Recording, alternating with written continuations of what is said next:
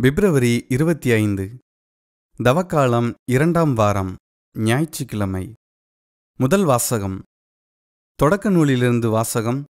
பிரிவு 22 இறை சொற்றொடர்கள் 1 முதல் 2, 9 முதல் 13 மற்றும் 15 முதல் 18 வரை. அந்நாட்களில் கடவுள் ஆபிரகாமை சோதித்தார். அவர் அவரை நோக்கி, ஆபிரகாம் என அவரும், இதோ அடியேன் என்றார். அவர், உன் மகனை, நீ அன்பு கூறும் உன் ஒரே மகனான ஈசாக்கை அழைத்து கொண்டு மோரியா நிலப்பகுதிக்குச் செல். அங்கு நான் உனக்கு காட்டும் மலைகளில் ஒன்றின் மேல் எரிபலியாக அவனை நீ பலியிட வேண்டும் என்றார். ஆபிரகாமுக்கு கடவுள் குறிப்பிட்டுச் சொல்லிய இடத்தை அவர்கள் அடைந்தனர். அங்கே ஆபிரகாம் ஒரு பலிபீடம் அமைத்து அதன்மேல் விறகு கட்டைகளை அடுக்கி வைத்தார். பின் தம் மகன் ஈசாக்கை கட்டி பீடத்தின் மீதிருந்த விறகு கட்டைகளின் மேல் கிடத்தினார். ஆபிரகாம் தம் மகனை வெட்டுமாறு தம் கையை நீட்டி கத்தியை கையில் எடுத்தார். அப்பொழுது ஆண்டவரின் தூதர் வானத்தினின்று, ஆபிரகாம், ஆபிரகாம் என்று கூப்பிட, அவர், இதோ அடியேன் என்றார். அவர், பையன் மேல் கை வைக்காதே, அவனுக்கு எதுவும் செய்யாதே, உன் ஒரே மகனையும் எனக்கு பலியிட நீ தயங்கவில்லை என்பதிலிருந்து நீ கடவுளுக்கு அஞ்சுபவன் என்று இப்போது நான் அறிந்து கொண்டேன் என்றார். அப்பொழுது ஆபிரகாம் தம் கண்களை உயர்த்தி பார்த்தார். இதோ முட்செடியில் கொம்பு மாட்டிக்கொண்டு நின்ற ஓர் ஆட்டுக்கிடாயைக் கண்டார். உடனே ஆபிரகாம் அங்கு சென்று அந்த கிடாயை பிடித்து தம் மகனுக்கு பதிலாக எரிபலியாக்கினார். ஆண்டவரின் தூதர் ஆபிரகாமை வானத்தினின்று மீண்டும் அழைத்து, ஆண்டவர் கூறுவது இதுவே, நான் என் மீது ஆணையிட்டு கூறுகிறேன், உன் ஒரே மகனை எனக்கு பலியிட தயங்காமல் நீ இவ்வாறு செய்தாய். ஆதலால் நான் உன்மீது உண்மையாகவே ஆசி பொழிந்து விண்மீன்களைப் போலவும் கடற்கரை மணலைப் போலவும் உன் வழிமரபை பலுகிப் பெருகச் செய்வேன். உன் வழிமரபினர் தம் பகைவர்களின் வாயிலை உரிமையாக்கிக் கொள்வர். மேலும் நீ என் குரலுக்கு செவி கொடுத்ததனால் உலகின் அனைத்து இனத்தவரும் உன் வழிமரபின் மூலம் தங்களுக்கு ஆசி கூறிக்கொள்வர் என்றார். ஆண்டவரின் அருள்வாக்கு. இறைவனுக்கு நன்றி. பதிலுரை பாடல். திருப்பாடல் 116, 10, 15, 16 முதல் 17 மற்றும் 18 முதல் 19. பல்லவி. உயிர் வாழ்வோர் நாட்டில் நான் ஆண்டவர் திருமுன் வாழ்ந்திடுவேன். மிகவும் துன்புறுகிறேன் என்று சொன்னபோதும் நான் நம்பிக்கையோடு இருந்தேன். ஆண்டவர் தம் அன்பர்களின் சாவு அவரது பார்வையில் மிக மதிப்புக்குரியது. பல்லவி. உயிர் வாழ்வோர் நாட்டில் நான் ஆண்டவர் திருமுன் வாழ்ந்திடுவேன். ஆண்டவரே, நான் உண்மையாகவே உம் ஊழியன். நான் உம் பணியாள், உம் அடியாளின் மகன். என் கட்டுகளை நீர் அவிழ்த்துவிட்டீர். நான் உமக்கு நன்றி பலி செலுத்துவேன். ஆண்டவராகிய உம் பெயரை தொழுவேன். பல்லவி. உயிர் வாழ்வோர் நாட்டில் நான் ஆண்டவர் திருமுன் வாழ்ந்திடுவேன். இப்பொழுதே உம் மக்கள் அனைவரின் முன்னிலையில், ஆண்டவரே, உமக்கு என் பொருத்தனைகளை நிறைவேற்றுவேன். உமது இல்லத்தின் முற்றங்களில் எருசலேமில் நடுவில், ஆண்டவரே, உமக்கு என் பொருத்தனைகளை நிறைவேற்றுவேன். பல்லவி. உயிர் வாழ்வோர் நாட்டில் நான் ஆண்டவர் திருமுன் வாழ்ந்திடுவேன். 2ஆம் வாசகம். திருத்தூதர் பவுல் ரோமையருக்கு எழுதிய திருமுகத்திலிருந்து வாசகம். பிரிவு 8 இறை சொற்றொடர்கள் 31 முதல் 34 வரை. சகோதர சகோதரிகளே, கடவுள் நம் சார்பில் இருக்கும்போது நமக்கு எதிராக இருப்பவர் யார்? தம் சொந்த மகனென்றும் பாராது அவரை நம் அனைவருக்காகவும் ஒப்புவித்த கடவுள் தம் மகனோடு அனைத்தையும் நமக்கு அருளாதிருப்பாரோ? கடவுள் தேர்ந்து கொண்டவர்களுக்கு எதிராய் யார் குற்றம் சாட்ட இயலும்?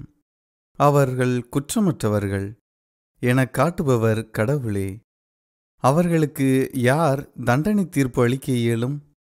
இறந்து ஏன் உயிருடன் எழுப்பப்பட்டு கடவுளின் வலப்பக்கத்தில் இருக்கும் கிறிஸ்து இயேசு நமக்காக பரிந்து பேசுகிறார் அன்றோ? ஆண்டவரின் அருள்வாக்கு. இறைவனுக்கு நன்றி. நற்செய்தி வாசகம். புனித மார்க்கு எழுதிய நற்செய்தியிலிருந்து வாசகம். பிரிவு 9, இறை சொற்றொடர்கள் 2 முதல் 10 முடிய. அக்காலத்தில் இயேசு பேதுருவையும் யாக்கோபையும் யோவானையும் அழைத்து ஓர் உயர்ந்த மலைக்கு அவர்களை மட்டும் தனிமையாக கூட்டிக் கொண்டு போனார். அங்கே அவர்கள் முன் அவர் தோற்றம் மாறினார். அவருடைய ஆடைகள் இவ்வுலகில் எந்த சலவைக்காரரும் வெளுக்க முடியாத அளவுக்கு வெள்ளை வெளேரென ஒளி வீசின. அப்போது எலியாவும் மோசேயும் அவர்களுக்குத் தோன்றினர். இருவரும் இயேசுவோடு உரையாடிக் கொண்டிருந்தார்கள். பேதுரு இயேசுவை பார்த்து, ரபி, நாம் இங்கேயே இருப்பது நல்லது. உமக்கு ஒன்றும், மோசேக்கு ஒன்றும், எலியாவுக்கு ஒன்றுமாக 3 கூடாரங்களை அமைப்போம் என்றார். தாம் சொல்வது என்னவென்று அவருக்குத் தெரியவில்லை. ஏனெனில் அவர்கள் மிகுந்த அச்சம் கொண்டிருந்தார்கள். அப்போது ஒரு மேகம் வந்து அவர்கள் மேல் நிழலிட, அந்த மேகத்தினின்று, என் அன்பார்ந்த மைந்தர் இவரே, இவருக்கு செவிசாயுங்கள் என்று ஒரு குரல் ஒலித்தது. உடனடியாக அவர்கள் சுற்றுமுற்றும் பார்த்தார்கள். தங்கள் அருகில் இயேசு ஒருவரைத் தவிர வேறு எவரையும் காணவில்லை. அவர்கள் மலையிலிருந்து இறங்கி வந்து கொண்டிருந்தபோது அவர், மானிட மகன் இறந்து உயிர்த்தெழும் வரை நீங்கள் கண்டதை எவருக்கும் எடுத்துரைக்கக் கூடாது என்று அவர்களுக்கு கட்டளையிட்டார். அவர்கள் இவ்வார்த்தையை அப்படியே மனத்தில் இருத்தி, இறந்து உயிர்த்தெழுதல் என்றால் என்னவென்று ஒருவரோடு ஒருவர் பேசிக்கொண்டார்கள். ஆண்டவரின் அருள்வாக்கு. கிறிஸ்துவே உமக்குப் புகழ். இயேசுவில் இனியவர்களே, அவக்காலத்தை சிறப்பாக கொண்டாட சிரமப்பட்டு பல்வேறு விதமான முயற்சிகளை அருமையாக நீங்கள் எடுத்துக்கொண்டிருக்கிறீர்கள். ஆலயத்திற்கு அனுதினமும் சென்று கொண்டிருக்கிறீர்கள். ஆண்டவர் இயேசு சிலுவைப்பாதை தியானித்துக் கொண்டிருக்கிறீர்கள். அருமையான முறையிலே உணவு முறைகளை கையாண்டு இந்த தவக்காலத்தில் அருமையாக சென்று கொண்டிருக்கிறீர்கள். உங்கள் அனைவரையும் அருமையான முறையிலே வாழ்த்துகிறேன், பாராட்டுகிறேன். அன்புக்கவர்களே, இன்றைக்கு முதல் வாசகத்தை பார்க்கிற போது ஆண்டவர் ஆபிரகாமை சோதித்தார் என்று சொல்லப்பட்டிருக்கிறது. கடவுள் மனிதர்களை சோதிக்கிறார். அவருக்கு பிரியமான முறையில் இருக்கிறார்களா என்பதை அவர் சோதித்து பார்க்கிறார். அப்படி அந்த சோதித்தருகிற அந்த தேர்விலே ஆபிரகாம் வெற்றியடைகிறார். அந்த சோதனை எவ்வாறு தொடங்குகிறது? சோதனை துன்பங்களை பெறுவதன் வழியாக தொடங்குகிறது. ஆகவே தான் ஒரே மகனை பெறுகிறார். அந்த ஒரே மகனையே தனக்கு பலியாக கொடுக்க சொல்கிறார். ஆகவே பாருங்கள், மிகவும் கஷ்டமான சோதனை, மிகவும் கஷ்டமான நிலை. இந்த நிலையில் தன்னுடைய ஊழியன் எப்படி இருக்கிறான் என்பதை ஆண்டவர் பரிசோதித்து பார்க்கிறார். ஆகவே கடவுள் மனிதர்களை சோதிக்கிறார். துன்பத்தின் வழியாக ஒரு இக்கட்டான சூழ்நிலை அனுப்பி அவர் சோதிக்கிறார். யோபுவை சோதித்தார். அவருக்கு இக்கட்டான சூழ்நிலை. உறவினர்கள், சொந்தக்காரர்கள், மனைவிகள், நட்புகள் அனைவருமே பிரிந்து போய்விட்டார்கள். அந்த நேரத்தில் மிகவும் நெருக்கடியான ஒரு சூழ்நிலை. அந்த சூழ்நிலையில் தன்னுடைய ஊழியன் எவ்வாறு இருக்கிறான் என்பதை ஆண்டவர் சோதித்து பார்க்கிறார். யோபு அங்கே வெற்றி பெறுகிறார். ஆபிரகாம் இங்கே வெற்றி பெறுகிறார்.